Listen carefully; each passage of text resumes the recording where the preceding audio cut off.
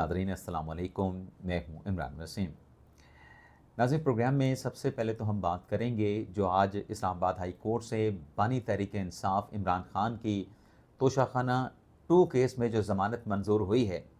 Islamabad high court के इस फैसले ने जो एक ट्रोपी ड्रामा रचाया जा रहा था, जो एक बयानिया बनाया जा रहा था, वो बयानिया, वो टोपी ड्रामा पाकिस्तान तहरीक इंसाफ का साबिक वज़ीर आज़म इमरान खान का कैसे बेनकाब हुआ है। सबसे पहले तो इसकी डिटेल आप नाज़रीन के साथ हम शेयर करेंगे और फिर आपको ये बताएंगे कि जस्टिस आयशा मलिक साहबा ने क्या धमाका किया है और इस धमाके का जस्टिस अत्तर मिनल्ला के साथ क्या ताल्लुक़ है, क्या लिंक है। और फिर मिलिट्री कोर्ट फैसले के ख़िलाफ़ जो सुप्रीम कोर्ट में इंट्रा कोर्ट अपीलें हैं, उन अपीलों की समाअत के लिए फ़िक्सेशन, आइनी बेंच की तश्कील, नए जज की एंट्री कॉन्स्टिट्यूशनल बेंच में, इसकी तफसीलात भी व्लॉग में आप देखने वालों के साथ हम शेयर करेंगे। लेकिन प्रोग्राम का आगाज़ करने से पहले आप चाहने वालों से चैनल सब्सक्रिप्शन की दरख्वास्त करेंगे कि जिन दोस्तों की जानिब से अभी तक हमारे चैनल को सब्सक्राइब नहीं किया गया, उनसे दरख्वास्त होगी कि चैनल को सब्सक्राइब कर लें, बेल आइकॉन का बटन प्रेस करें। वीडियो अगर पसंद आए तो इसे लाइक भी करें और शेयर भी करें। इमरान खान साहब की आज जो तोशाखाना 2 केस में ज़मानत एक्सेप्ट हुई है, अब कोई इसको जोड़े कि जो 24 नवंबर के एहतजाज की फ़ाइनल कॉल इमरान खान साहब ने दे रखी है, उस एहतजाज के कॉल के नतीजे में ये कोई डील हुई है या ढील हुई है और इमरान खान साहब की ज़मानत मंजूर हुई है, तो नाज़रीन फैक्चुअली ऐसा नहीं है। जो मुकदमात होते हैं उसमें मुल्ज़मान का, मुल्ज़म हो या मुल्ज़मान हो, बेल जो है वो लीगल राइट होता है। अब इस केस में तोशाखाना 2 केस में मरकज़ी जो मुल्ज़मा हैं वो बुशरा बीबी साहबा हैं। अब मरकज़ी मुल्ज़मा बुशरा बीबी साहबा की तोशाखाना 2 केस में ऑलरेडी ज़मानत हो चुकी है। ज़मानत पर उनकी रिहाई भी हो चुकी है। आजकल बुशरा बीबी साहबा आप देख रहे होंगे कि सियासत में मुतहर्रिक हैं, लेकिन जो मुकदमात की समाअत होती है, उन मुकदमात की समाअत में बुशरा बीबी साहबा गैर हाज़िर होती हैं। उनकी तरफ से इल्तवा की या इस्तिस्ना की दरख्वास्त आ जाती है। आज जो 190 मिलियन पाउंड केस में अदालत ने सेक्शन 342 का जवाब मांगा था, वो जवाब आज भी नहीं आया। जवाब नहीं आया तो एक मरतबा फिर बुशरा बीबी साहबा की इस्तिस्ना की दरख्वास्त आ गई। अदालत ने एक्सेप्ट कर ली, लेकिन केस की समाअत को परसों तक मुलतवी कर दिया गया है, जुमे के दिन तक। अब तोशाखाना 2 केस में जैसे मैंने कहा कि बुशरा बीबी साहबा मरकज़ी मुल्ज़मा हैं, तो मरकज़ी मुल्ज़म की ज़मानत लीगली अगर हम बात करें तो फिर मरकज़ी मुल्ज़म की ज़मानत हो जाती है, तो फिर शरीक मुल्ज़म की ज़मानत का इम्कान बढ़ जाता है। तो ये जो इमरान खान साहब की ज़मानत की दरख्वास्त आई, बुशरा बीबी साहबा की दरख्वास्त के बाद, ये पहले दिन से नज़र आ रहा था कि इसमें ज़मानत मंजूर हो जाएगी। आज ज़मानत मंजूर हो गई। पहले इस केस में एडवोकेट आयशा थी, खातून वकील थी इमरान खान साहब की। आज सलमान सदर साहब ने दलाइल दिए, एफआई के प्रोसिक्यूटर ने दलाइल दिए, जज मियाँ गुल हसन औरंगज़ेब साहब ने दोनों जानिब के वकला के दलाइल सुनने के बाद ज़मानत का फ़ैसला मंजूर कर लिया। ज़मानत दरख्वास्त जो है वो मंजूर कर ली और 10-10 लाख के मचल के जमा करवाने का हुक्म दिया। अब इस फैसले के बाद मिठाइयाँ बांटी गई, क्योंकि कल अलीमा खान साहबा ने ऐलान किया था कि तोशाखाना 2 केस में इमरान खान साहब की ज़मानत अगर आज मंजूर हो जाती है तो वो 24 नवंबर के एहतजाज की खुद क़यादत करेंगे, बाहर आके खुद उसको लीड करेंगे। लेकिन आज ऐसा है नहीं। ऐसा इसलिए नहीं है क्योंकि अभी भी ढेर सारे मुकदमात हैं। ख़ास तौर पे अभी जो 28 सितंबर को और 5 अक्टूबर को जो रावलपिंडी इस्लामाबाद में एहतजाज किया गया, उसमें पीटीआई के रहनुमाओं की जानिब से अलल ऐलान अपनी तकरीरों में ये कहा जाता रहा और बार बार कहा जाता रहा कि हम ये जो एहतजाज है, ये जो रैली है, इमरान खान साहब के हुक्म पे निकाल रहे हैं। हालांकि सेक्शन 144 लगा हुआ था और इजाज़त भी इंतज़ामिया की तरफ से नहीं थी, लेकिन तमाम मलबा, तमाम जिम्मेदारी पीटीआई की क़यादत ने इमरान खान साहब पे डाल दी कि उनके कहने के ऊपर हम ये एहतजाज कर रहे हैं। तो कुछ मुकदमात 28 सितंबर, 5 अक्टूबर के एहतजाजों के ख़िलाफ़ जो मुकदमात दर्ज किए गए, उसमें इमरान खान साहब एक्यूज़ हैं, उसमें इमरान खान साहब की ज़मानतें नहीं हुई। लेकिन कुछ लम्हे के लिए चलें, इस मामले को साइड पे भी रख दें। लाहौर में 3 मुकदमात में इमरान खान साहब की ज़मानत खारिज हुई है। उन केसेस में दोबारा इमरान खान साहब ने ज़मानत लेनी है और लाहौर हाई कोर्ट से रुजू किया गया था। जो इस्लामाबाद की हदूद में 62 मुकदमात हैं, पंजाब की हदूद में 54 मुकदमात हैं कि इमरान खान साहब को ज़मानत दी जाए। लाहौर हाई कोर्ट के जस्टिस ने जज साहब फारूक हैदर साहब थे, उन्होंने मुलज़म की अपीयरेंस के बगैर किसी किस्म की पूरी प्रोटेक्टिव बेल देने से इनकार कर दिया।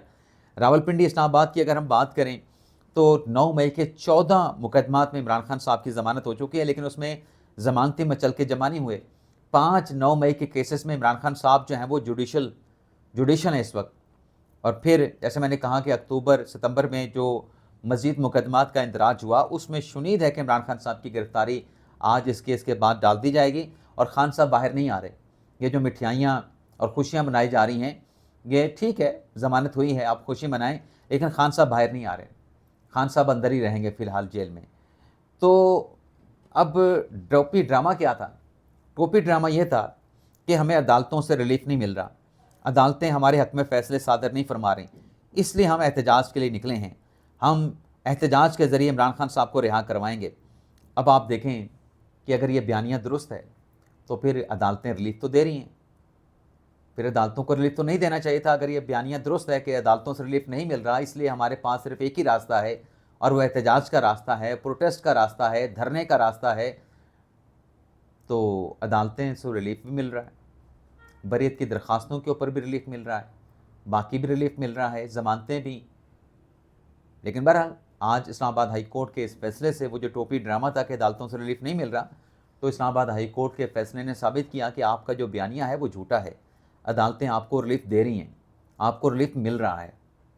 इसके अलावा नाज़रीन, इस ज़मानत के फैसले के दौरान गंडापुर साहब ने इमरान खान साहब के साथ मुलाकात की और इस मुलाकात में बैरिस्टर गौहर अली खान साहब भी मौजूद थे। 2 घंटे की तवील मुलाकात थी और इस मुलाकात में डिस्कस हुआ है इमरान खान साहब की फ़ाइनल एहतजाज की जो कॉल है। अब ये कॉल देने के बाद तहरीक इंसाफ तज़ब्ज़ुब का शिकार है। अगर हम ग्राउंड रियलिटीज़ की बात करें, यानी ज़मीनी हक़ाइक़ की बात करें, तो इस्लामाबाद में आपको वफाकी हुकूमत कहीं पैनिक नज़र नहीं आ रही। यानी पहले भी इन्होंने एहतजाज की कॉल दी, रैलियाँ निकाली, तो एक पैनिक नज़र आ रहा था। फ़िलहाल ऐसा कोई पैनिक नज़र नहीं आ रहा। और फिर एक माहौल होता है, जब आपने कोई जलसा करना है, जुलूस करना है, रैली निकालनी है, लॉन्ग मार्च करना है, एक माहौल होता है, वो माहौल भी बनता हुआ नज़र नहीं आ रहा। कल क्या ख़बरें चलती रहीं पेशावर से कि जो MP MNAs हैं उन्हें 2-2 3-3 लाख रुपए दे दिए गए हैं कि आप 10,000 और 5,000 बंदे निकाल के आपने इस्लामाबाद में पहुंचना है। अब 2 लाख या 3 लाख से कोई MNA जो है वो 10,000 बंदा हल्के से निकाल के इस्लामाबाद में ला सकता है? इतने पैसों से तो एक दिन का खाना उन 10,000 लोगों का नहीं होना। आप 10,000 बंदे हल्के से निकाल के इस्लामाबाद लाने की बात कर रहे हैं। अब हुआ यह है कि इन्होंने एहतजाज का ऐलान तो कर दिया है, लेकिन इंतज़ाम और इसके अलावा प्लान, हिकमत अमली नज़र नहीं आ रही है। तो अब इस बात पे सोच विचार चल रही है कि इस बंद गली से निकला कैसे जाए। अब अल्टीमेटली अगर कोई मुज़ाकरात का रास्ता नहीं निकलता और इनकी बात जो कि ना मानने के मुतरादिफ है, मतलब ऐसे मुतालबात हैं जो कि नहीं माने जा सकते, तो फिर इनको ये ना चाहते हुए भी ये लॉन्ग मार्च करना पड़ेगा या फिर इसको कॉल ऑफ करना पड़ेगा। अब एहतजाज के हवाले से फैसल चौधरी साहब ने आज मीडिया के साथ गुफ्तगू करते हुए ये बताया है, जो कि इमरान खान साहब के वकील हैं, कि खान साहब ने ये वार्निंग दे दी है कि जुमेरात तक अगर मुज़ाकरात के हवाले से बात आगे नहीं बढ़ती तो हम एहतजाज करेंगे, हमारे पास एहतजाज के अलावा कोई दूसरा रास्ता नहीं है। और साथ में ये भी कहा फैसल चौधरी साहब ने कि इमरान खान साहब ये कहते हैं कि 9 मई के बाद मैंने दूसरी मरतबा जो है ये एहतजाज की कॉल दी है। क्या 9 मई 2023 के बाद कोई एहतजाज, कोई प्रोटेस्ट, कोई लॉन्ग मार्च PTI ने नहीं किया? लॉन्ग मार्च तो नहीं किया, लेकिन लॉन्ग मार्च हमारे सामने भी है। लाहौर की तरफ किया, इस्लामाबाद पिंडी की तरफ 2 मरतबा किया। तो ये 9 मई के बाद न जाने कितनवीं कॉल थी। लेकिन बहरहाल ये कोई माहौल बनता हुआ नज़र नहीं आ रहा इस हवाले से। बेशक मुज़ाकरात के लिए हाथ पाँव मार रहे हैं और कोशिशें जारी हैं कि चलें ज़्यादा नहीं, कोई थोड़ा सा रिलीफ मिल जाए, लेकिन फ़िलहाल कोई ऐसी बात बनती हुई या ऐसा कोई रिलीफ मिलता हुआ नज़र नहीं आ रहा है, क्योंकि जहाँ ये बात करना चाहते हैं उनकी तरफ से तो साफ इनको इनकार कर दिया गया है। बाकी अदालतों से ज़ाहिर सी बात है कि जब केसेस मैच्योर होते हैं तो आपको ज़मानतें मिलती हैं। अदालतों में फिर आपको रिलीफ जो ड्यू हो जाता है वो आपको रोका नहीं जा सकता। अब नाज़रीन, जो अगली ख़बर है वो ये है, अच्छा इसमें एक और चीज़ भी है, जब इमरान खान साहब की ज़मानत हुई तो दौड़ें भी लगी हैं और इदारों की लगी हैं कि इमरान खान साहब अब क्या रिहा हो जाएंगे, नहीं हो जाएंगे। तो फिर इधर उधर टेलीफ़ोन किए गए, राब्ते किए गए, तो पता चला कि इमरान खान साहब के ख़िलाफ़ और केसेस हैं और फौरी तौर पे उनकी रिहाई नज़र नहीं आ रही है। ये इदारों का हाल है। इसके अलावा नाज़रीन, जो सुप्रीम कोर्ट से चंद अहम खबरें हैं।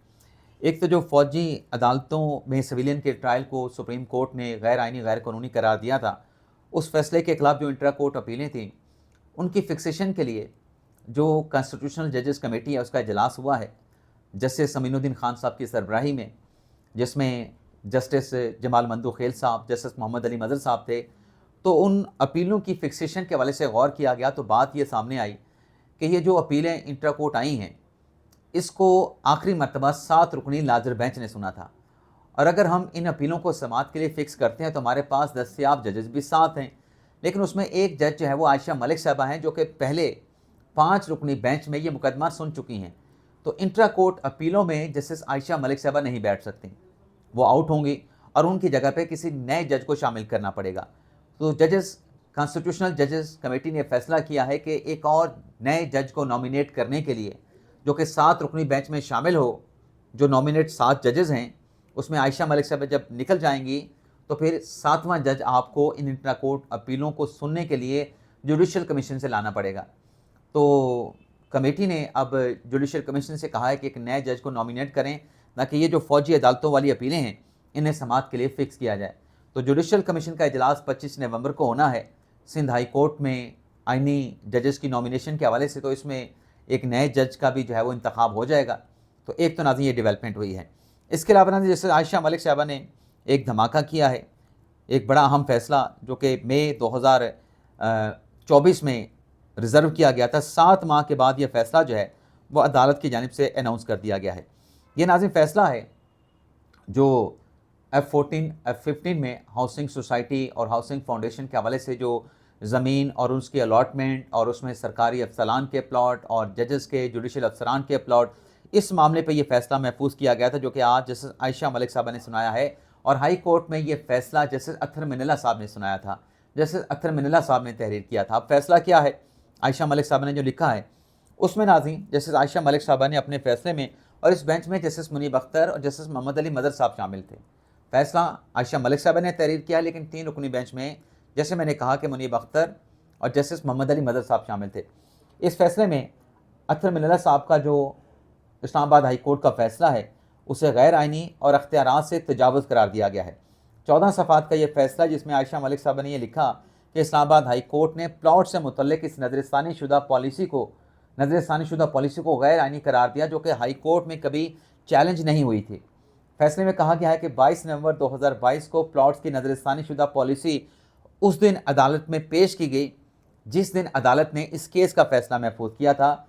प्लॉट्स की नज़रसानी शुदा पॉलिसी पर ना ही दलाइल दिए गए, ना ही वफाकी हुकूमत को सुना गया और ना ही मुतलका फ्रीमकैन को नोटिस किए गए। फैसले में कहा गया है कि इस्लामाबाद हाई कोर्ट ने अशराफिया के वसाइल पर कब्ज़े और जजेस के प्लॉट्स का जिक्र किया। इस्लामाबाद हाई कोर्ट ने जो कहा उस केस में उठाया ही नहीं गया था, वो अदालत के सामने वो नुक्ता था ही नहीं। फैसले में कहा गया है कि जजेस के प्लॉट्स की इस अलॉटमेंट को भी हाई कोर्ट ने मुअत्तल किया, जो अदालत के सामने मामला था ही नहीं। ये आइनी तौर पे नाकाबिले कबूल है कि अदालतें अपने दायरा अख्तियार को वुसअत दें जो आइन और कानून उनको इजाज़त नहीं देता है। ना तो आइन और ना ही कानून इस बात की इजाज़त देता है कि वो अख्तियारात जो कि अदालतों के पास हैं उसको लामहदूद तौर पर जो है वो एक्सपेंड यानी उसमें तौसीक कर दी जाए। इसमें कहा गया है कि तौफीक आसिफ केस में सुप्रीम कोर्ट ये डिक्लेयर कर चुकी है कि हाई कोर्ट ऐसा रिलीफ नहीं दे सकती जो दरख्वास्त में मांगा ही ना गया हो। हाई कोर्ट खुद से किसी पॉलिसी को गैर आइनी, गैर कानूनी करार नहीं दे सकती। इस्लामाबाद हाई कोर्ट ने अपने अख्तियारात से तजावज़ करके नज़रसानी शुदा पॉलिसी को गैर आइनी, गैर कानूनी करार दिया। आर्टिकल 10A के तहत हर शख्स को सुनवाई का हक देना आइनी तकाजा है। इस्लामाबाद हाई कोर्ट को ऐसा फैसला देने से कबल तमाम फ्रीकैन को सुनना चाहिए था। हाई कोर्ट किसी मामले को उस वक्त तक नहीं सुन सकती जब तक वो मामला किसी फरीक की जानिब से अदालत के सामने उठाया ना गया हो। जस्टिस अत्तर मिनल्ला की सरबराही में 2 रुकनी बेंच का इस्लामाबाद हाई कोर्ट का फैसला अख्तियारात से तजावुज़ करार दिया जाता है। इस्लामाबाद हाई कोर्ट के फैसले में आइन और कानून की खिलाफ वर्जी की गई है। अदनान सैयद की इस्लामाबाद हाई कोर्ट में ज़ेर अल्तवा अपीलें बहाल की जाती हैं। इस्लामाबाद हाई कोर्ट ने अपील पर फैसले की मुसद्दका नकूल के बाद 90 रोज़ में इस्लामाबाद हाई कोर्ट को फैसला करने की इसमें डायरेक्शन जारी की हैं। प्लॉट से मुतल्लिक इस्लामाबाद हाई कोर्ट में ज़ेर अल्तवा रिट पटिशन भी बहाल की जाती है। सुप्रीम कोर्ट में आए वो फरीकैन जो कि इस्लामाबाद हाई कोर्ट में फ़रीक नहीं थे, वो भी अदालत आलिया में जाकर फ़रीक बन सकते हैं। हमारी अदालतें ऑब्ज़र्वेशन से मुतासर हमारी इस अदालती ऑब्ज़र्वेशन से मुतासर हुए बगैर इस्लामाबाद हाई कोर्ट इस केस का मेरिट के ऊपर फ़ैसला करे। तो एक नाज़रीन ये नुक्ता भी है। इसके अलावा लाहौर हाई कोर्ट ने उस्मा बुखारी साहबा, जिनके खिलाफ सोशल मीडिया पे कैंपेन चलाई गई, नाजेबा प्रोपोगंडा किया गया, बेहुदा प्रोपोगंडा किया गया, उसके जो मुल्ज़म थे शफीक, उनको ज़मानत देने से लाहौर हाई कोर्ट की चीफ जस्टिस आलम नीलम साहब ने जो है वो इनकार कर दिया है। तो ये था नाज़रीन आज का हमारा व्लॉग। आपसे इजाज़त चाहते हैं। अल्लाह ताला हम सब का हामी नाज़िर, अपनी दुआ में याद रखिएगा। अल्लाह हाफ़िज़।